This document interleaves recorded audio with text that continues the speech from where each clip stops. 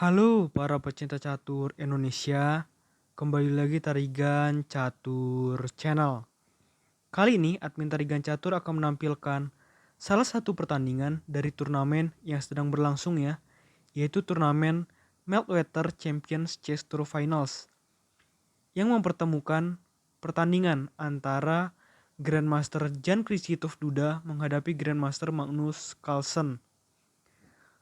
Pertarungan ini jelas sebagai ajang balas dendam bagi Magnus Carlsen ya, yang sebelumnya pada turnamen Piala Dunia Catur harus mengakui keunggulan Jan Kristitof Duda di babak semifinal. Hingga akhirnya Duda yang meraih gelar juara di turnamen Piala Dunia Catur, sedangkan Magnus Carlsen harus puas finish di peringkat ketiga. Oke, tanpa berlama-lama langsung saja kita masuk ke permainannya. Di sini Jan Kristitof Duda menggunakan catur buah putih, sedangkan Magnus Carlsen menggunakan catur buah hitam. Duda memulai permainan dengan pion D4 dan dijawab kuda F6 oleh Magnus Carlsen. Ini adalah pembukaan pertahanan Hindia. Pion C4 dan pion G6. Pion F3 dan pion D6. Lalu di sini Duda melakukan langkah yang ofensif ya, dengan pion E4 menempatkan ketiga pionnya di lajur atau di baris keempat. Artinya di sini Duda langsung menginginkan permainan ofensif meskipun permainan masih di babak pembukaan. Pion E5 jelas agar pion putih yang ada di lajur E tidak berkembang semakin jauh ya, sehingga langsung diblok langkahnya. Kuda E2 dan pion C5 mengajak pertukaran pion putih ya di petak pusat, dan di sini putih melewatkan ajakan tersebut dengan memajukan pion satu langkah ke petak D5, pion H5 dan kuda E ke C3, kuda B ke D7 dan kuda A3. Pion H4 terus memilih untuk memajukan pion hitam terus-menerus ya, untuk langsung menghancurkan pertahanan sep raja dari putih, niatnya dari Magnus Carlsen. Gajah G5 menempatkan gajah putih di petak diagonal H4 hingga D8 untuk memberikan pakuan ya terhadap kuda hitam yang sedang melindungi menteri. Sehingga jelas di sini Magnus Carlsen melakukan langkah gajah E7 dan gajah putih mundur ke petak E3. Pion A6 membatasi agar kedua kuda putih tidak bisa merangsek ke petak B5. Menteri D2 dan kuda H7. Pion G3 mengajak pertukaran pion, dan di sini yang dilakukan langkah oleh Magnus Carlsen adalah kuda G5. Menteri G2 dan pion F5. Gajah menuju petak D3 dan pion F4 memajukan pion satu langkah dengan tempo ancam gajah putih dan mengajak pertukaran dengan pion putih. Langkah-langkah Magnus Carlsen memang sangat luar biasa ya. Gajah mundur ke petak D2 dan pion H3.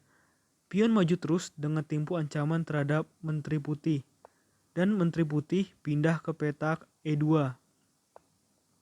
Rokade pendek oleh Magnus Carlsen. Pertahanan sudah terbuka tetapi lebih memilih rokade pendek.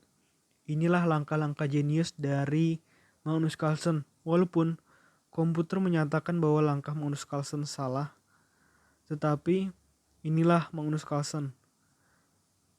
Dengan langkah-langkah yang sangat luar biasa, bisa menghancurkan permainan lawan.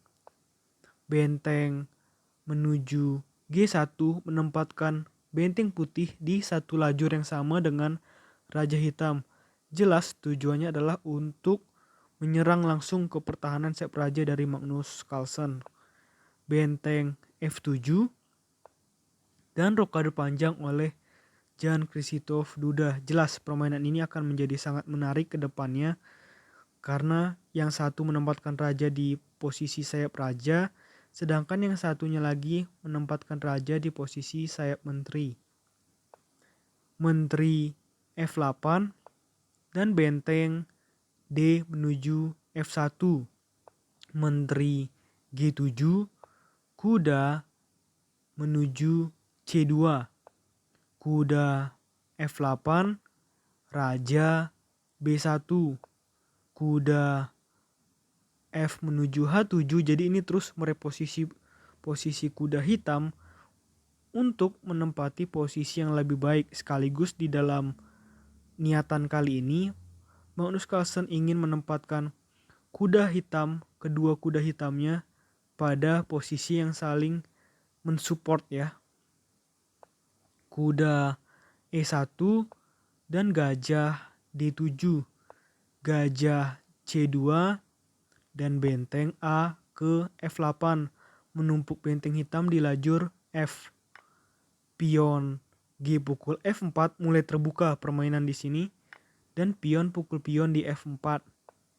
Kuda D3 dan gajah menuju petak F6, dan setelah langkah ini di langkah-langkah selanjutnya mulai dari langkah ke-26 sampai nanti berakhirnya permainan, baik Magnus Carlsen dan Jan Krzysztof Duda melakukan langkah-langkah yang luar biasa, langkah-langkah yang menunjukkan bahwa mereka berdua adalah Grandmaster top ya, Grandmaster top dunia yang berada di peringkat 50 besar dunia. Inilah kelasnya dari Grandmaster top dunia.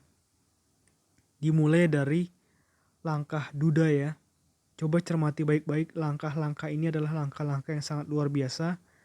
Gajah pukul pion dan gajah pukul kuda di petak C3. Lalu di sini langsung gajah pukul pion di petak D6 mengancam benteng hitam, dan gajah hitam mundur ke D4. Langkah-langkah yang sangat luar biasa. Mengancam benteng, sama-sama mengancam benteng. Apa jawaban dari Duda? Duda memilih langkah pion F4 dengan tempo ancaman terhadap kuda hitam. Lalu Magnus melakukan langkah gajah pukul benteng. Langkah-langkah yang sangat luar biasa dari kedua pemain ini. Lalu gajah ke petak E5 dengan tempo ancam menteri hitam. Kuda menutup di petak F6 dan pion pukul kuda di petak G5. Sebenarnya ini posisi yang sangat tidak enak juga karena kuda hitam sudah tersandera, sudah terkekang posisinya. Namun ada jawaban yang luar biasa juga dari Magnus Carlsen dengan kuda menuju G4. Apa jadinya jika di sini gajah pukul menteri? Coba ya. Jika gajah pukul menteri, maka benteng pukul benteng skak. Jelas di sini posisi yang tidak enak ya. Misalkan gajah menutup, pastilah ya, gajah menutup. Maka di sini raja pukul gajah. Dan memang ini permainan sebenarnya masih sengit. Namun balasan yang dipilih oleh Magnus Carlsen dan Duda berikutnya adalah lain ya. Di sini yang dilakukan adalah dengan gajah ke petak F6. Sungguh langkah-langkah yang sangat luar biasa dari kedua pemain. Gajah pukul pion di H2 dan pion E5. Di sini ada niatan juga dari Duda untuk memajukan pion selanjutnya nanti ya ke petak E6 untuk memberikan garpuan terhadap benteng dan gajah hitam. Kuda pukul F6 dan pion E pukul F6. Ancaman menteri hitam. Lalu gajah mundur ke petak D6 Lalu kuda F4. Benteng pukul pion di F6. Mungkin di sini Magnus Carlsen berpikir bahwa pion putih ini akan menjadi penyakit apabila terus dibiarkan sehingga harus dipukul ya. Pion pukul benteng dan benteng pukul pion di F6. Kuda E6 mengancam Menteri Hitam dan benteng skak di petak F1, Menteri pukul benteng. Menteri H6 di sini jelas pion hitam sudah susah untuk dibendung dan putih memilih langkah Menteri F6. Pion H2 sudah tidak ada lagi yang bisa dilakukan oleh Duda selain dengan gajah ke E4. Pion promosi menjadi menteri, gajah pukul menteri, dan menteri pukul gajah di petak H1 dengan tempo skak. Jelas karena ada tempo skak, menteri putih tidak bisa skakmat di petak G7 ya. Dan setelah raja pindah ke C2, di sini skak lagi ke petak E4 dan tepat di posisi seperti ini, Jan Krzysztof Duda memutuskan untuk menyerah. Jelas menyerah di sini ya. Karena di sini jika raja pindah ke petak C3 di langkah selanjutnya, maka ada garpuan ya. Gajah, skak, menteri. Jika di sini raja pindah ke petak C1, maka di sini mungkin yang akan dilakukan adalah gajah pukul kuda dulu. Jelas tidak akan menteri pukul gajah karena jika pertukaran selesai, maka kita lihat Magnus Carlsen akan menang mudah karena masih memiliki satu perwira. Jadi pasti dimakannya pakai pion dan di sini akan terus melancarkan skak demi skak yang akan membuat menderita ya dari seorang Duda. Di sini rajanya bisa berpindah satu langkah misalkan, dan ini tampaknya udah skak lagi. Raja bisa pindah kemana? Tidak bisa. Menteri harus menutup dan gajah pukul menteri, raja pukul gajah. Jadi semuanya posisinya sudah sangat sulit. Oleh karena itu tepat di posisi ini, Jan Krzysztof Duda memutuskan untuk menyerah. Permainan yang sangat bagus yang ditunjukkan oleh kedua pemain dan menunjukkan bahwa mereka benar-benar grandmaster top dunia. Langkah-langkah yang sangat out of the box dari kedua pemain. Oke, menurut admin Tarigan Catur, video kali ini cukup. Nantikan video-video selanjutnya tetap di Tarigan Catur Channel.